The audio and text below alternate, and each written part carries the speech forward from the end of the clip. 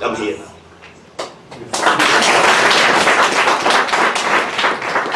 But let me also take this opportunity to then talk about another subject of mine, which is of interest to me, which is the role of the diaspora in rebuilding our country.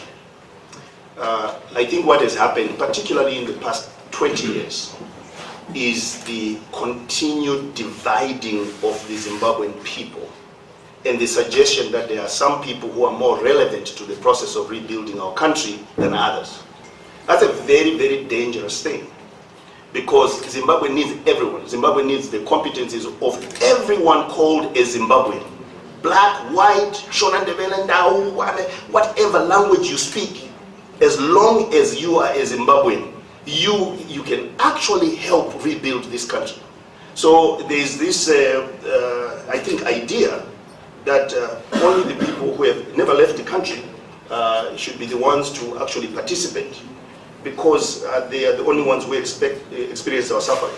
I couldn't compare my suffering with a person who has always been here and has never left the country, because I've had opportunities that other people haven't had. But I want to tell you that there is no Zimbabwean, wherever they are in the world, who is not affected by the dysfunction in our country. Nobody. If you think about it, those who left, they left and they said, you know what, I'll park myself over there with my kids and everything. Then 2008 came, and their parents, who struggled so much to educate them, but had actually made provision for themselves. They had a pension that they paid into, they had a medical aid card and everything, and their lives were set. They even had 1 or 2 or 3 houses and so on. And then all of a sudden, push, all your savings disappear in 2008. These are the parents who have remained here, right? The savings disappear in 2008. And some of these parents now start liquidating assets that they had actually built up so that they could have a safe retirement. Start selling their homes, and so one by one, until maybe now they have one house. And things just don't add up. And the pension that they receive now is worthless. They now don't even have medical aid and so on. Now that burden starts falling on the people who have what? Left, right? And you start being the the retirement fund, the pension fund for your parents. And every time there is something that goes on, somebody dies and everything, I mean, you have to come up with that. Listen, I truly believe that there is a cost to every single Zimbabwean. This dysfunction that we have in our country costs every single Zimbabwean something. And by the way, they may deny the diaspora the vote, but the single most inflow of money is coming from diaspora remittances.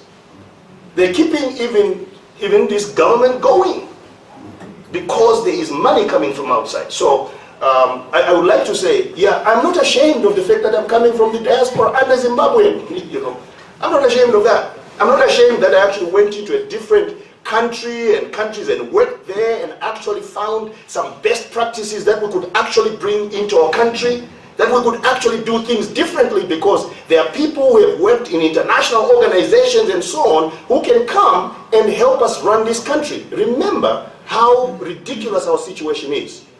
At independence, we're the second most educated cabinet in the world after South Africa. We have so many PhDs. But even up to today, we have so many educated ministers in the cabinet. But we can't run a $15 billion economy, which is the size of a grocery chain in the first world. Something is wrong with that. And part of the reason is because there are people who have ideas and who could actually help our country turn around, who are told, you have not been in the party structures for long enough.